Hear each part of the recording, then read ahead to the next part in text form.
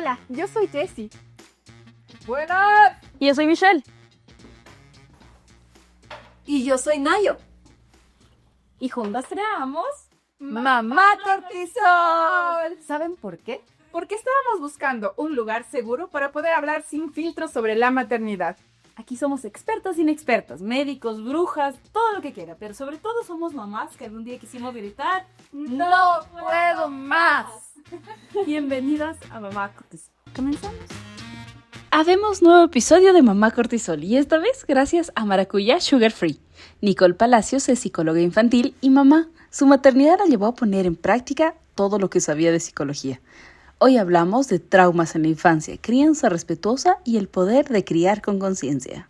Hola, bienvenidos a Mamá Cortisol. Estamos Cortisol. otra vez con ustedes aquí con una invitada súper linda, súper especial. Es una psicóloga especialista en comportamiento infantil. Así es. Que nos va a ayudar full. Así que vino a hacer su terapia, no mentira. Y Tenemos Nicole Palacios. Nicole Palacios. Así que, bueno, vamos a conversar un poquito sobre las maternidades, Nico. Primero vamos a abordar un poquito el tema de ser madre. Nos contabas por ahí que por eso me hice psicóloga. Háganos contando un poquito. Ya, ok.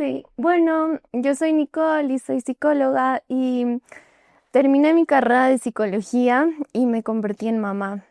Entonces, bueno, vengo de una familia de psicólogos, mi mamá, hermano, papá, esposo, todos son psicólogos.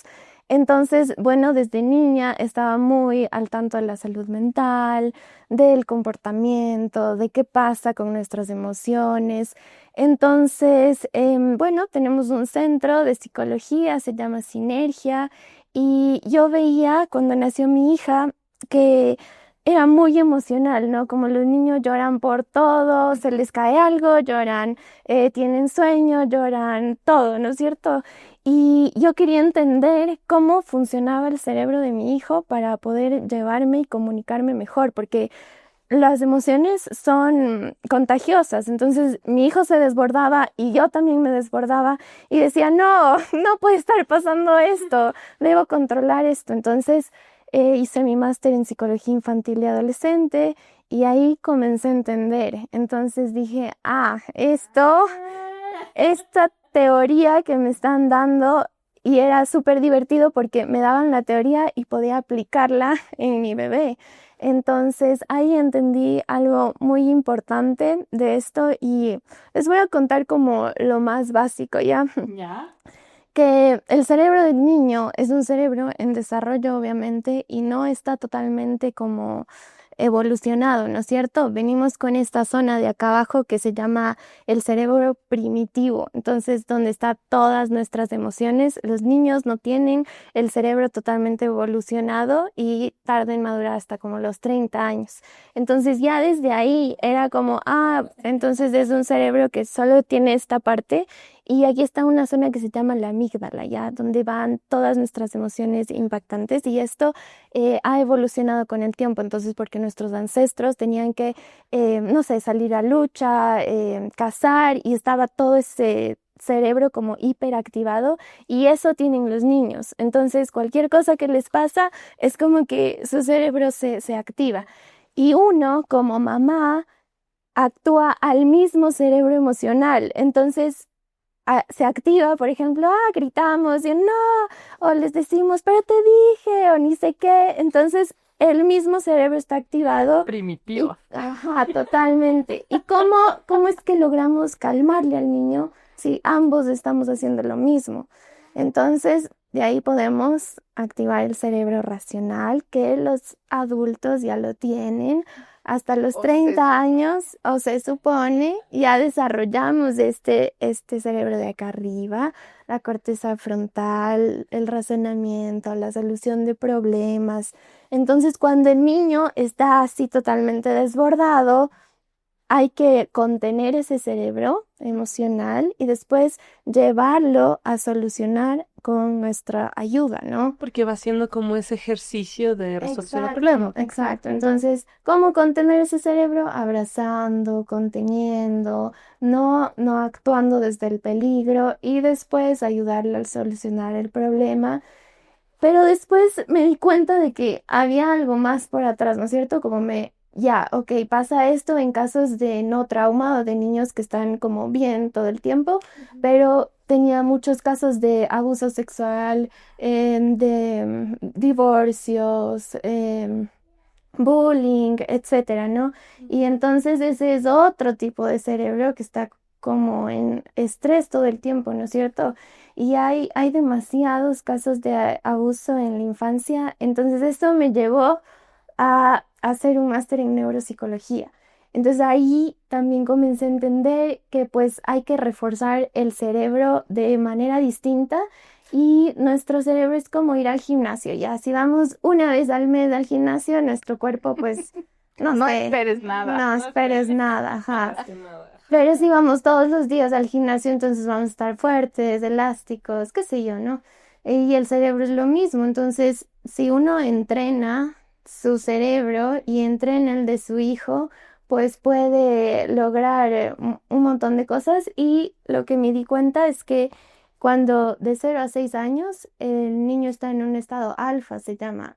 Es una mente súper consciente, súper conectada, de asombro, de emoción.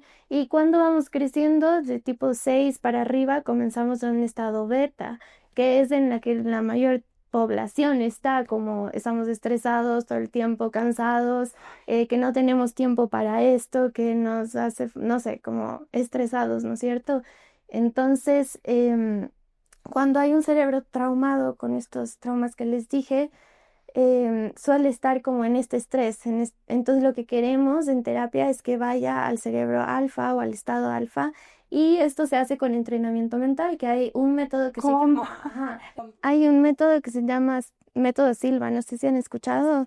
Ya, es de un psicólogo que usa mucho la visualización y la meditación y la pantalla mental que él dice, ¿ya?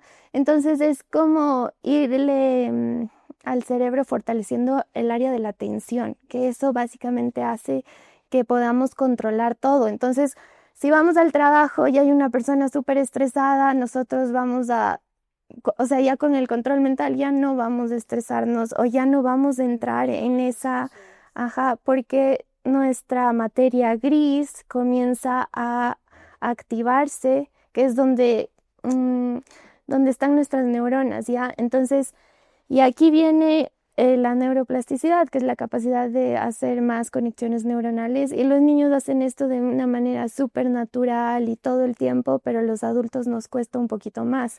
Entonces, si entramos a ese nivel, en ese estado alfa, si comenzamos como a hacer estas meditaciones, este fortalecimiento, entonces vamos a estar como más tranquilos y por ende nuestra maternidad va a ser totalmente distinta y va a ser mucho más calmado. Es Ajá. muy interesante porque bueno, mi mami Ujú, seguía mucho el método del doctor Silva. ujú. Y ella me enseñó a mí desde muy chiquitita, unos 6, 7 años, ella me hacía acostarme y me decía relajarme y meditar. Silva. Y Silva. es un método de control mental, se llama método de control mental Silva y te hace concentrarte lo suficiente y llegas a lo que tú dices, la pantalla mental, ¿no? Para mí de niña era un juego Ujú. y me encantaba hacerlo, ¿no? Pero me pasó que después de ser mamá, nunca volví a llegar al estado de la pantalla. Ujú, O me duermo o tengo pensamientos intrusivos ujú. o algo pasa, pero no volví a conectarme nunca más. Pero Es a, algo que yo hacía desde chiquita. a mí me pueden explicar como público de qué se... Expliquémosle qué es el método de control. O sea, eso de la pantalla y esto, ¿cómo Hay es? varios métodos de entrenamiento mental, pero a mí me gusta mucho este porque es bastante fácil y es bastante también divertido y hacerlo con los niños es como un juego, ajá. Entonces, nada, la persona crea cuando cerramos los ojos tenemos una pantalla mental, ¿no es cierto? Como un espacio negro vacío que tú le puedes dar una forma, o puede medir, no sé, 1 metro, puede ser chiquito, puede ser amplio, como una zona de teatro, más o menos. ¿Vas ¿ya? describiendo lo que ves dentro? ¿O cómo? Ya, no, y después en esa pantalla él comienza primero a visualizar cosas fáciles, como por ejemplo números. Si tú pones en esta pantalla el número 1, lo vas a ver fácilmente, ¿no es cierto? Lo vas dirigiendo al niño. Es como, Sí. Sí. perdón, ¿te ha pasado que comienzas a soñar? Cuando comienzas a soñar, comienzas a ver, ¿no es cierto? A ver, Creas sí. tus sueños. ¿Cierto? Imagen, sí. Comienza, ya. Entonces ahora imagínate, comienzas a imaginarte. Y eventualmente vas a comenzar a verlo. Ujú. Ya, eso. Ya, Ah, entonces, por ejemplo, comienzas a visualizar, ¿no es cierto? Visualizar es ver algo que tú quieres, por ejemplo, yo jugando en el parque, imaginar es poner dentro de esa visualización más cosas, por ejemplo, yo dentro del parque, pero quizás con el cielo azul, con gafas, con, no sé, vestida de una manera diferente. Entonces creamos tres pantallas, ¿ya? En la primera es la imagen que queremos modificar, por ejemplo, el problema a tratar, ya quizás el niño no puede controlar bien sus esfínteres, quizás está teniendo problemas de sueño, está estresado, no sé, etcétera, de problemas, ya. Entonces ponemos en esa la primera parte. En la segunda comenzamos a modificar lo que pasa en la primera, y en la tercera ya tenemos como la solución del problema, ya. Si haces esto repetidamente durante mucho tiempo, va a ser más automático y vas a poder tener un control de tus pensamientos mucho más fácil, que a veces tenemos pensamientos intrusivos todo el tiempo y nos metemos en ese bucle infinito y puede durar mucho tiempo. Entonces es más fácil como controlar, y esto es como resumido, ¿no? sí, sí, sí. Es que yo no tenía ni idea de esto, entonces es como un material nuevo y quería entender cómo funciona. Ujú. Y ahorita estoy súper emocionada porque voy a comenzar una formación de visión extraocular. Entonces, haces que los niños vean cerrados los ojos, porque en este estado alfa es más fácil que su tercer ojo se despierte y puedan percibir cosas de su realidad mucho más fácil que los adultos, ¿no? Entonces, sí, el cerebro del niño es increíble, y entre más los adultos podamos conocerlo, entenderlo y saber cómo accionar, podemos hacer que sean adultos mucho más inteligentes emocionalmente, porque todos como papás queremos que los hijos lleguen muy lejos y que sean buenos en lo que hagan y etcétera, pero no queremos que, no sé, quizás tengan adicciones o se estresen o no sepan cómo solucionar un problema. Entonces, estas herramientas, digamos, les van a hacer llegar lejos y que sean, ajá, que tengan el bienestar que los papás queremos para nuestros hijos. Ujú. Ya sabes qué hacer. Ya sabes que es loco porque la verdad yo no había escuchado a ningún psicólogo hablar del método Silo, y siempre era una cosa de la loquita de mi mamá. Es- Perdóname, madre Perdona, santa. madre. Pero sí, a mí me pasó lo que yo te digo. A mí, en cambio, la maternidad como que me bloqueó esa capacidad. Ujú. Es como, ¿será que tienes como algo súper estresado y no sueltas? Puede ser. Claro, ajá. Estás como en resistencia, no sé, como bloqueado y solo esperando que ayuda o contención. Como en un stop, como un... Ajá. Puede ser como un... yo psicologicando, sí. Como un- psicoanalizaron. Como una especie de shock puede ser que se puede quedar la mamá. Ajá. Es que sí, ¿no? Es como un trauma todo el evento. Es como volver a nacer, ¿no? Ya dejas tu vida antigua de lado y te enfrentas como a otra realidad totalmente distinta y dices, ay, ¿y ahora? Sí, prego. ¿Cómo pasó contigo? Tú teniendo todo este conocimiento. No, es que yo no tenía. Entonces, a medida que decía, no, yo no sé qué hacer con esto, por suerte, como pude estudiar eso, y fue para mí una revelación, ajá, poder inducir a mi hija en esto, ajá, Pero y a mí Nico, misma. por ejemplo, nos contabas que no lo pudiste manejar. Hablamos de tu maternidad, no de tu trabajo. De que tu agua lloraba y te ibas encima. ¿Cómo te sentías? ¿O cómo sentiste de qué dependía todo eso? Yo sentía que algo estaba haciendo mal yo. O sea, como, Juzgabas todo el tiempo. ajá, como, ¿y qué hacen las mamás cuando pasa esto? Entonces, sí, ahí comencé a investigar y dije, creo que no tenemos la información necesaria, o creo que solo hacemos por instinto a veces Entonces sí, yo al comienzo me desbordaba igualito que la bebé y decía, ya, esto va a durar ¿cuánto tiempo? Ya, gradúate. Va a durar un mes, 2 meses más, ¿cuánto tiempo? Y puede durar el tiempo que sea. A veces hay mamás que dicen, no, es que al año recién estoy sintiéndome mejor. Otras no, no, recién a los 3 años, no sé. Entonces depende de uno, ¿no? Qué tan enfocado esté en... ¿Cuál fue el momento más fuerte que viviste con tu guagua y dijiste, ¡Shu! Next? Yo creo que los primeros meses, ajá, son los más intensos. Como ser mamá primeriza y tener a esa bebé se les ve tan frágiles y tan chiquitos y dices, ¡ay! Y llorando así desesperado. Entonces sí, los primeros meses creo que fueron los más intensos. ¿Y qué te llevó a especializarte en el comportamiento?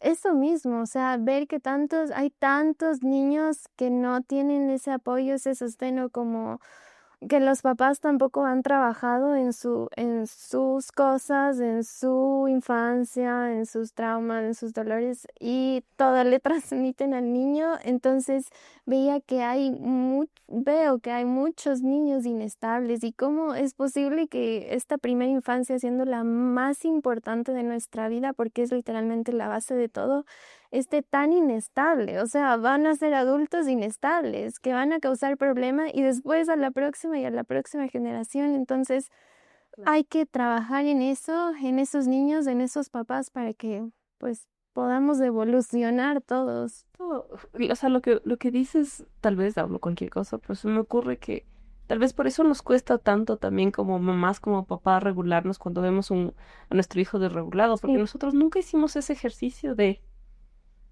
conectar la amígdala con el cerebro frontal hasta que nos tocó, porque la vida te golpeó, ¿me entiendes? No es que tu papá te enseñaba y te ayudaba. Claro. Claro, no. Y tampoco es culpa de ellos, porque vienen de otra crianza también más compleja, entonces. Voy a jugar ahorita como a los dos lados. Entiendo y estamos en una nueva era. Estamos como con los guaguas evolucionando como en los 2000 de la tecnología, del CD, del disquete. Siento que estamos haciendo eso como mamás ahora. Pero dentro de todo, ha habido miles de generaciones de familias, de guaguas, de crianzas. O sea, siento que esto es muy saludable, pero no sé. Entonces antes se maternaba más a través del instinto simplemente Sí. y ya. Pero como que de pronto no era tan malo tampoco. O sea, no digo que esto no ayude, me explico, pero Es que el contexto era diferente también. Sí. claro. O sea, antes tenías la mamá que se quedaba en casa, No trabajaba. no trabajaba, 100% los guaguas. ¿Será que Tenían 8 hijos, o sea, Exacto, el contexto creo que era totalmente distinto. No sé, pero ahora la sociedad te exige trabajar, ser mamá, ser esposa, tener tiempo de ir al gimnasio, verte bien. Berto bien? Es- Pero es que sí es una locura esta evolución de la educación con los guaguas y claro, cuidar la salud mental y emocional también. Pero, o sea, todo esto va porque me pregunto, ¿qué hubiera sido de nosotros, de nuestra generación, de nosotras, si hubiéramos tenido esa oportunidad de ser terapiadas así? No sé, ¿no? importa mucho, sino más bien como ahora poder sanar mientras también crías a tu hijo. Eso se está dando bastante, que ahora ya podemos accionar y podemos decir, ok, sí, esto me dolió a mí, no lo quiero repetir, o tengo esto que me fastidia y quizás por eso acciono de manera fea a veces. Ajá, entonces podemos hacerlo ahora y ya. ¿Cuál crees que es el problema más común de la gente cuando va a tu consulta? Hay bastantes divorcios. Sí, ese es el más común. Divorcio, abuso, bullying, problemas de concentración. Esos son los más comunes. Es interesante eso porque justamente ¿cómo abordas, por ejemplo, en el tema de un divorcio con tu hijo? Esta separación que ya papá y mamá no van a estar juntos, pero siguen siendo tus papás. Creo que Ujú. es un dilema de muchas mamás. Sí. ¿no? De no sentirse culpables, de no dar ese paso de alejarse de su pareja por no sé, por los hijos, ¿no? Ujú. Sí, a veces lo mejor que pueden hacer es separarse por el bienestar del niño, porque a veces la dinámica entre ellos es muy violenta o muy inestable y a veces es como en beneficio, ¿no? A separar. Y los niños, o sea, va a depender mucho de la edad en la que estén. Los más chiquitos van a adaptarse muy fácilmente y si tienen a la mamá, pues como conteniéndole. Y obviamente la mamá también tiene que hacer, ¿no? Un esfuerzo como porque le va a contagiar todo lo que siente. Entonces el duelo de la mamá del divorcio va a ser como igual al duelo del niño, casi siempre, en la primera infancia. Ya cuando son más adolescentes es un poco distinto. Lo que yo recomendaría es que siempre se diga una misma razón del porqué del divorcio, porque a veces se dicen muchas razones y eso, Es que tu papá, ajá, es que porque la culpa es que, y los abuelitos también, otra cosa, y la familia externa, otra cosa. Entonces es demasiada información y abrumadora para el niño que obviamente le va a hacer mal. Pero si se ponen de acuerdo en decir una sola versión de lo que pasó, no nos llevamos bien y por esta razón vamos a terminar, ya, suficiente. Y a medida que crezca va a seguir preguntando y se le va a dar la misma razón y ya, para que se pueda obviamente llevar bien con ambos que son importantes y que le necesitan para su desarrollo y para todo. Ujú. Escuchen, mamá. Escuchen, mamá. vamos a calmarnos. Vamos calmando. Claro, ajá.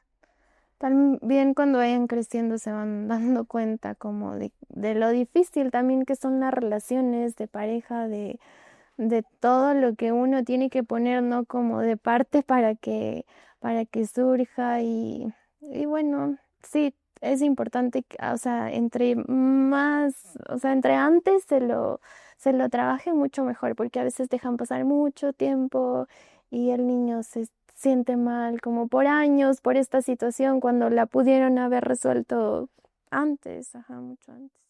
Ya que dices eso me viene algo. Hay como estos dos bandos, ¿no? Entre la crianza y la psicología. Hay gente que te dice, es bueno mandar, llevar a tu hijo al psicólogo desde muy chiquito, como que para que aprenda a lidiar con sus emociones desde muy chiquito. Y también hay la otra ola que te dice, ¿por qué? Sí, yo creo que más hay la de por qué. Como la psicología es un tema muy tabú, se cree que solo es para gente que está mal, que está loca o que no sabe, no sé qué hacer con su vida. Entonces, pero yo creo que justo en esta época ya se ha visto que no necesariamente tienes que estar muy mal, sino que si quieres llevarte bien contigo mismo, si quieres saber cómo controlar tus pensamientos, si quieres saber cómo reforzar la atención, la memoria, cosas, otros temas que no necesariamente son como tratar la depresión o la ansiedad, sino como cómo llevarte bien contigo mismo, sí, prevención, ajá, y se debería dar más como en la escuela, debería ser parte de nuestro aprendizaje, cómo, ¿qué son los El autocuidado. autocuidado? Ajá. Esto es como la cremita para las arrugas. No, yo sí creo que debería haber así como un curso preparental, Sí. donde te preparen, más que enseñarte cosas, te preparen, Claro. porque es un shock muy fuerte convertirte en mamá y en papá, ¿no? Que yo te decía, Si tras los papás cámaras. también se asustan Es que full. ahora los Claro. papás son tan involucrados Yo nada, que net. pasa lo mismo. Obvio, ajá. Tres veces. Le decía tras cámaras, mi hija tiene 2 años y es muy activa y tiene un montón de cosas, pero comenzaba con los berrinches, se vuelve muy grosera, a veces muy hiriente. Y con mi esposo decíamos, necesitábamos ir a un psicólogo, no porque ella esté mal, sino porque yo no sé cómo tratarlo. Ujú. ¿Entiendes? Sí. Yo no sé cómo manejarlo. A mí me pasó algo que con mi hijo que también tiene un temperamento fuerte, pero al momento que lo capté me sentí así como, "Ugh". Es que mi amiga me decía, el león es como tú. Y yo decía, "Ah, el león es como tú. Dice lo que tú dices, habla como tú hablas cuando estás enojada, es chistosa como cuando tú estás enojada. Dice, uno tiene mucho mucha locura cuando te ves reflejado en otro ser y te choquea el doble. Pero no eres realmente consciente de eso, sino cuando alguien te lo hace notar, me invento. Yo no lo sé, pero digo, mira cómo habla la Vale. Como cuando tú estás enojado. Como la abuela. Ajá, o lo que sea. Pero cuando lo interiorizas, sí se te abre un mundo en la cabeza, Bras. O sea, y a mí me pasó eso y dije, vamos a calmarnos por dos. Qué chévere, pero oye, ¿y qué tips nos vas dando como para desde casa poder ir manejando de alguna manera a los guaguas? O sea, ir regulándonos mutuamente, ¿no? ¿Desde cuándo es recomendable llevarlos a terapia? Ya. Antes de que se traumen. Sé que los dañe. Se lo ve dañadito, ya. Ya es hora.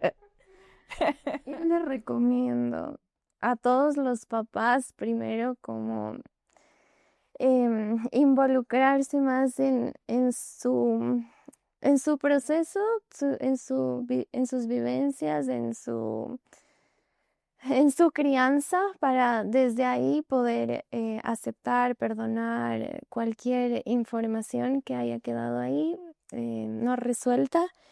Y, y a los niños recomiendo que se lleve a terapia desde los 5 años, una edad que ya puedan hablar, que puedan expresarse. Yo trabajo mucho con arte terapia porque el lenguaje del niño es muy creativo, entonces les encanta la plastilina, dibujar, crear. Es mucho más fácil comunicarme con ellos de esa manera.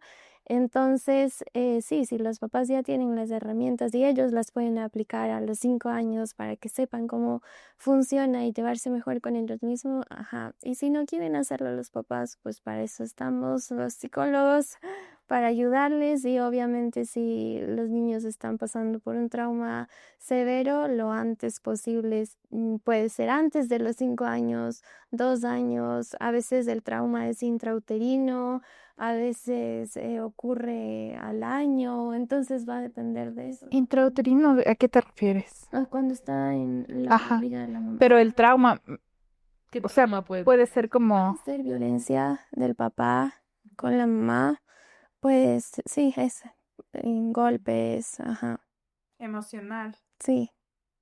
Los niños ya nacen estresados, hiperactivados y no pueden dormir bien, no quieren comer, entonces, ajá.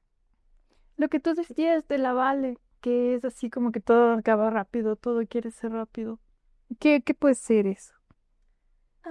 Así no, es tu hija. ¿Qué es tu hija? Es muy normal, ajá, que los niños a esa edad hagan todo así como rápido o ya y quieren más.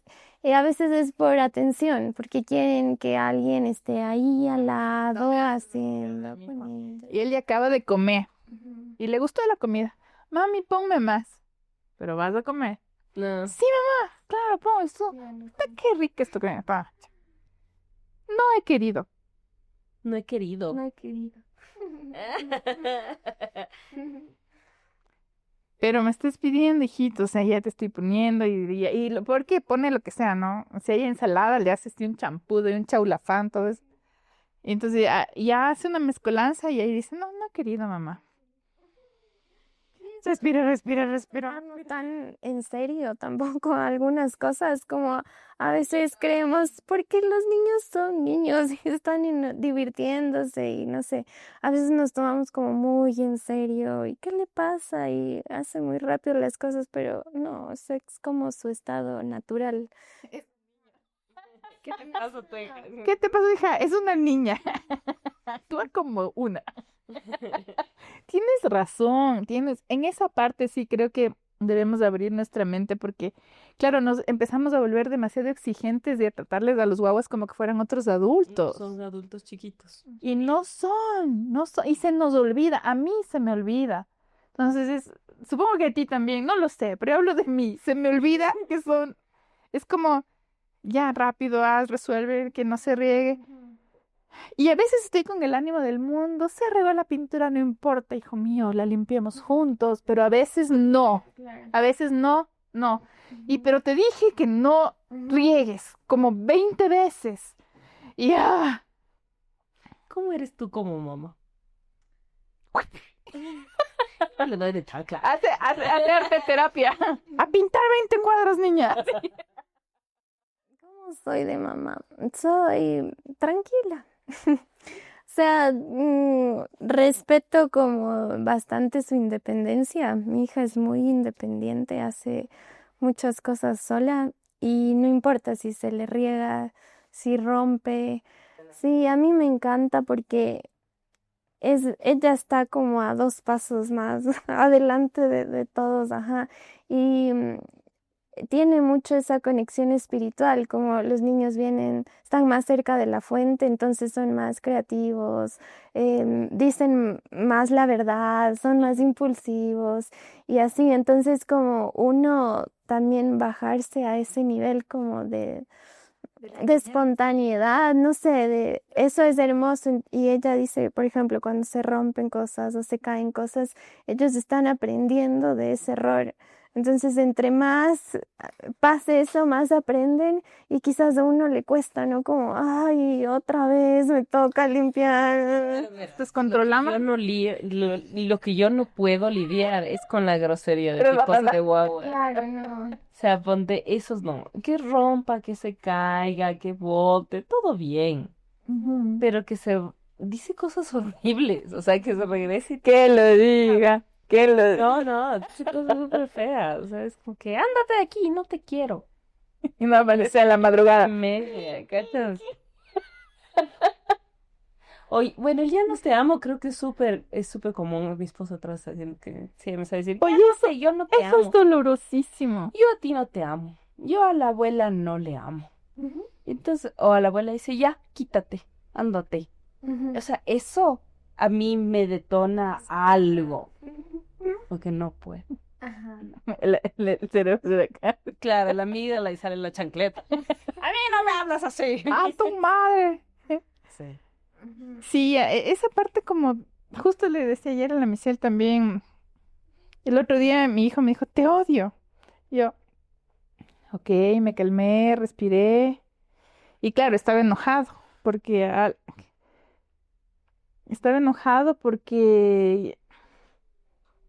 creo que quería él cuando estamos ocupados piensa que puede ver televisión todo el tiempo y no es así. Entonces le dije, no, hoy no. Entonces me mandó ahí. Y yo sí me sentí fatal, pero respira, el abracito, esto de la educación de hoy en día, tratar de dar amor, pero en el fondo me sentí hecho pedazos, me sentí re mal, tenía ganas de sentarme a llorar. Entonces digo, ay, Diosito, ¿cómo nos regulamos nosotras las mamás? Porque sí, los guaguas son guaguas, pero nosotras somos supuestas adultas y nos cuesta un montón. Ujú. En ese que tú decías, como dice esas cosas, a veces hasta causa gracia, ¿no es cierto? O sea, es como que tan chiquito y dice esas cosas. Y, ajá, no aguanto. Los límites, saber poner límites. A veces creemos los papás que poner un límite es decir, no hagas eso, no digas eso, no corras por ahí. Pero el límite es accionar dentro de lo que quieres que no haga. Entonces, por ejemplo, si está corriendo y se va a caer y le dices, no corras por ahí, el límite sería no decirle no corres por ahí porque él va a decidir si corre o no corre por ahí, sino sería como ir, cogerle la mano y decirle, ven, puedes correr por acá. Entonces, a veces solo decimos lo que queremos que hagan, pero ellos pueden escoger hacerlo o no. Entonces, poner un buen límite sería accionar dentro del límite, que no hacemos mucho eso. Accionar. Un ejemplo. El que les decía, como cogerle la mano y llevarle a algún lugar donde sí pueda correr y que, o por ejemplo, tiene un cuchillo y le decimos, no cojas eso porque te vas a cortar y puede decidir coger el cuchillo o no.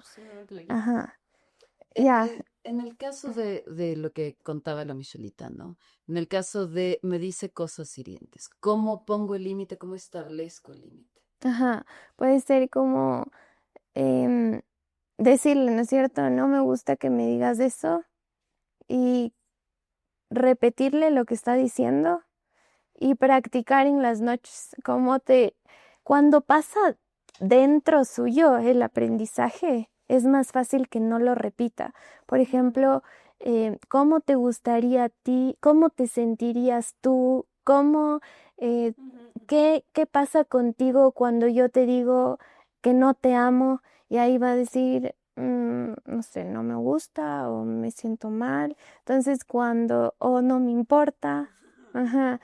Pero cuando pasa por dentro suyo, es como que hacen un Hacen más clic. clic, ajá.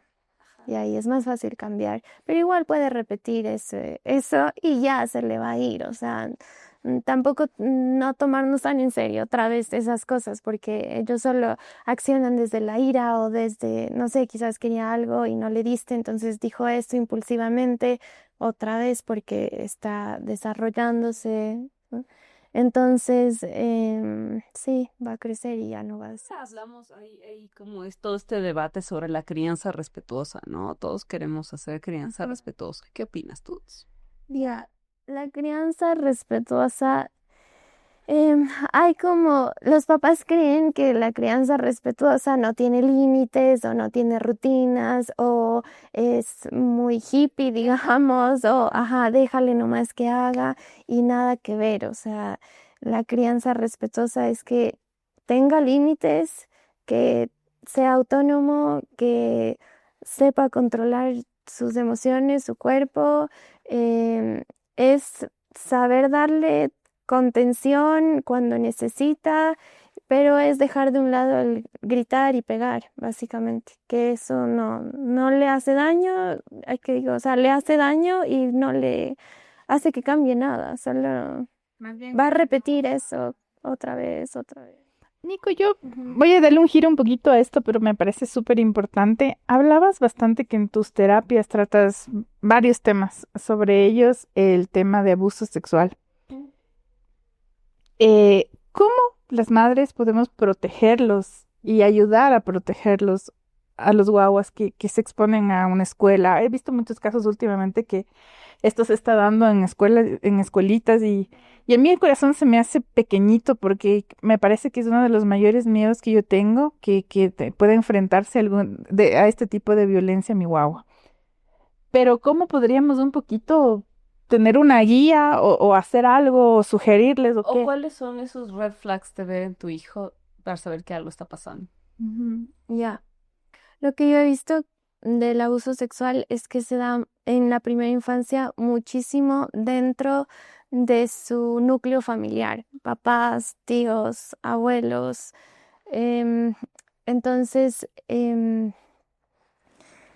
debe haber como un cuidado del papá en sanar eso, porque también es muy común que la mamá haya sufrido ese abuso o dentro de la familia, ¿ya? Entonces, si no sana la familia, es muy probable que el niño vuelva a repetir esto y vuelva a repetirse este abuso dentro de la familia. Em, yo tengo una terapia como específica que se llama MDR para tratar traumas y abusos. Em, pero después, ¿no es cierto? Van creciendo y ya en la adolescencia ya se puede ver mucho más claro como no sé, es normal, ¿no es cierto? Que empiecen a tener, a despertar su sexualidad, a sentir como, y en eso estamos como el rol de los padres, darle mucho, em, no sé, como ¿Ya? sí, como darle mucha guía, darle em, esto, o sea, darle herramientas de sexualidad, decirle qué va a pasar, cómo es su cuerpo, cómo funciona, porque es un tema como que se lo esconde mucho y se dice, no, que él lo descubra, que él vaya, no sé, haciéndolo, pero es un tema que sí se debería abordar más en la escuela, decir en casa qué va a pasar, cómo funciona su cuerpo. Ajá. Y cuando ya se nota que están teniendo como un problema en esta adolescencia, tienen mucho, o sea, se frotan sus partes íntimas mucho en lugares donde no son privados, en la sala o en la cocina o en la escuelita. También hablan de esto, hablan mucho como y le besé a este o le quiero o ven mucho como están investigando acerca mucho de este tema a edades muy tempranas cuando no deberían tener como ese gusto, ¿no? Y ahora sí hay demasiado descontrol en pantallas y pueden acceder a información descontroladamente y ven, ¿no? Como cosas que no son para su edad y los papás ni se enteran a veces, o sea, y entonces sí. Creo que primero, o sea, el padre, si vivió esto, debería sanarlo. Después, si el niño ya empieza a tener como gusto por esto, parar, frenar y abordarlo con confianza y es normal, o sea, es algo normal y debe hablarse más del tema. Claro, sí, en eso creo que se logra, pero a mí me asusta, ¿no? El exterior, el mundo exterior, como te decía. Ajá. Recién veía estas noticias de un colegio X donde habían varios niños que habían atravesado con un profe estos líos y yo se me partía el alma, o sea, digo, ¿cómo me lo guardo a mi hijo y hoy se queda aquí todo el día?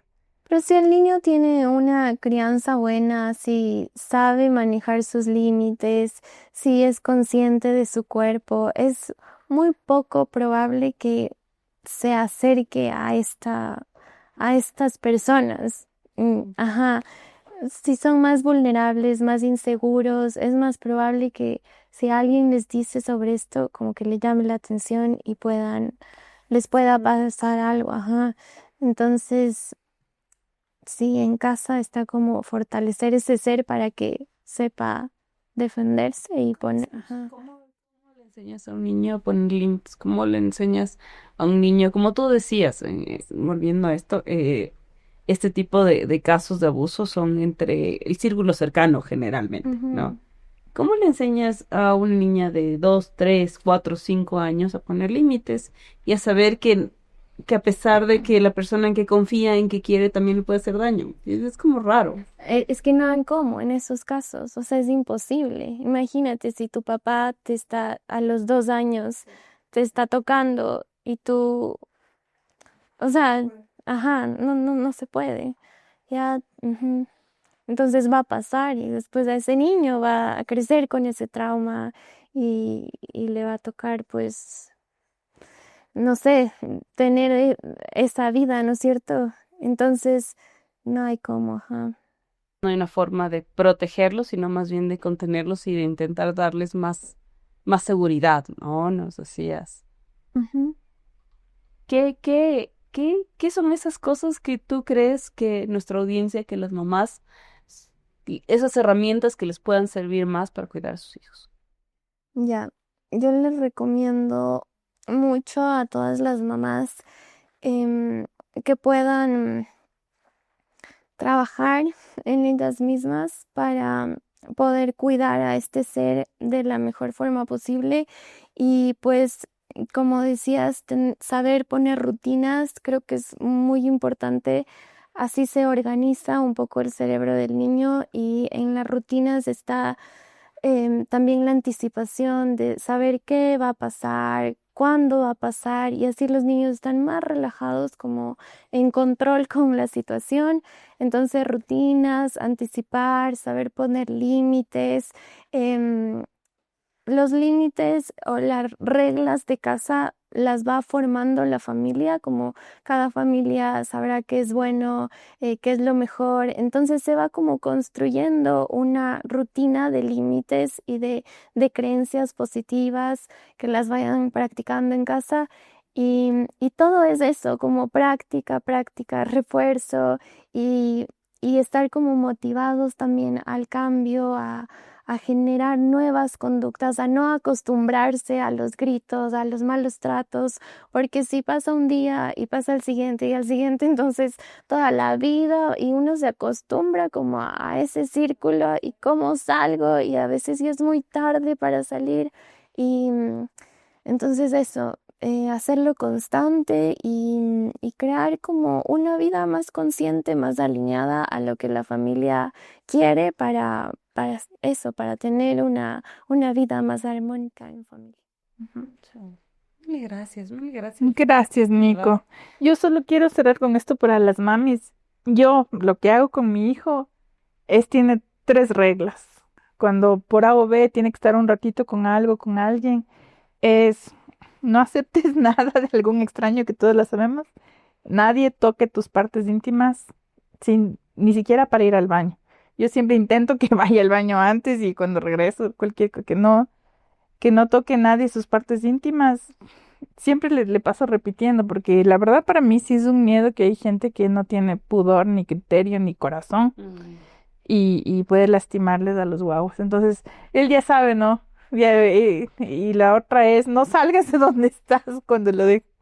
Sí, mamá, sí, que nadie toque mis partes íntimas. Yo te espero de aquí, no me voy con nadie que no conozca. Sí, mamá. Ya. Entonces, de pronto, tal suena simple, pero es bueno que se lo repitan a sus hijos también, tener esos cuidados. Sí. Eso sería, mi Celis. Eso es todo. Mil gracias. Vamos a terminar solo con un jueguito rapidísimo. Ya, vamos de ahí. Para soltar estos temas. Hacemos Relajar. Ahí también queremos agradecer a nuestra colaboradora Dani, que tiene unas cosas deliciosas, unos postres sin azúcar, gracias a Maracuyá Sugar Free, que nos ha traído un postre para nuestra invitada. Gracias. Gracias a estas empresas que creen en nosotros, En Mamá Free. Cortisol. Para Mamá Cortisol y de Maracuyá Sugar Free para ti. Gracias, qué rico. Que lo abra, que lo... Ya sé. Piñata. Qué Ve.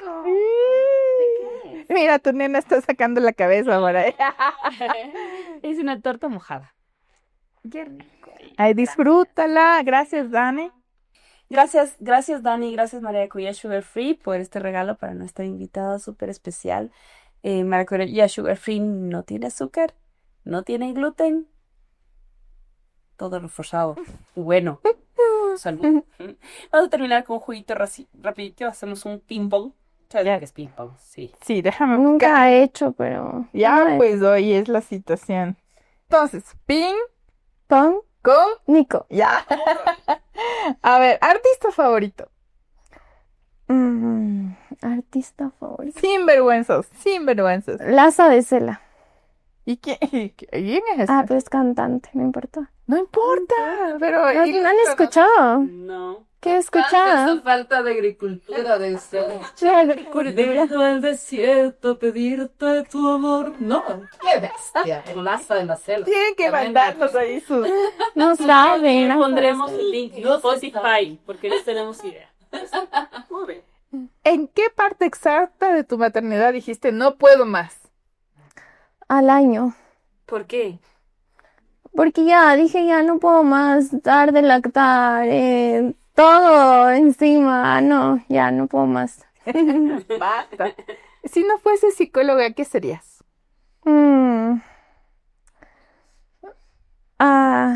Arqueóloga. ¿Ah? Las preservo. Como dicen los colombianos, la relación. Estar ahí con... ¿Qué extrañas de tu antes de ser mamá? Extraño tiempo. El tiempo para, no sé, cualquier cosa. Tiempo. El tiempo para existir. Para vivir. Tiempo. Esto me encanta. ¿Cuáles son tus hobbies? Bueno, hago ejercicio, pinto. ¿Qué más? Las relaciono. Comida favorita, Nico. Me gusta la pasta, un locro de papa. Ya está ahora. ¿Cuál es el de qué te juzgas de ti? ¿Qué me juzgo? Que a veces soy muy impaciente con el tiempo. Tipo, si alguien no está como a tiempo, me comienzo a estresar. ¿Qué características ves en tu agua que te recuerdan a ti mismo?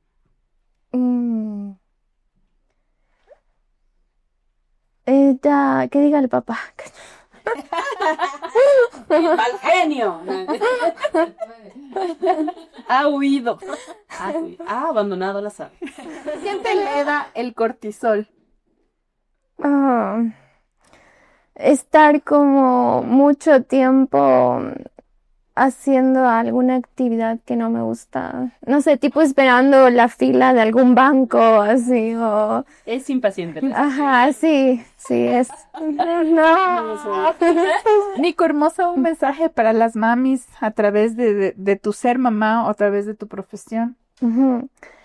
Que críen con mucho amor, que estamos juntas en esto como colectivo y que sean muy pacientes y amorosas y entregadas con sus infancias y sus niños. Lo vamos a intentar. Vamos a intentar. Un chancleto esta semana. No, mentira. Muchas gracias. Eso fue todo en Mamá Cortisol. Y si llegaste hasta aquí, no olvides suscribirte y darle clic a la campanita.